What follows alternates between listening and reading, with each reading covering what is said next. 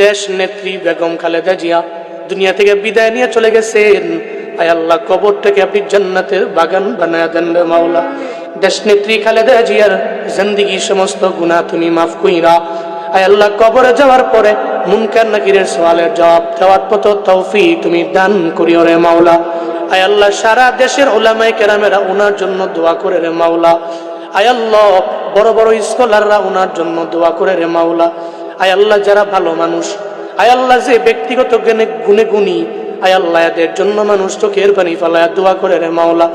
আয় রব্বে করিম, আয় আল্লাহ, দেশ নেত্রী খালেদা জিয়ার জিন্দেগি সমস্ত গুনাহ তুমি মাফ কইরা আয় আল্লাহ, কবরে যাওয়ার পরে মুনকার নাকিরের সওয়ালের জবাব দেওয়ার মতো তৌফিক তুমি দান করিও রে মাওলা। আয় রব্বে করিম, আয় আল্লাহ, প্রবাসীর আজকের এই মাহফিলের জন্য নিজের টাকা দিয়া পয়সা দিয়া আয় আল্লাহ অনেক কষ্ট করে আজকের এই মাহফিলের সহযোগিতা কইরা আয় আল্লাহ এই মাহফিল দাঁড় করাইছে। আয় আল্লাহ, প্রবাসীদের তোমার হাতে দিয়া দিলাম, তুমি জিম্মাদার হয়ে যাও মাওলা।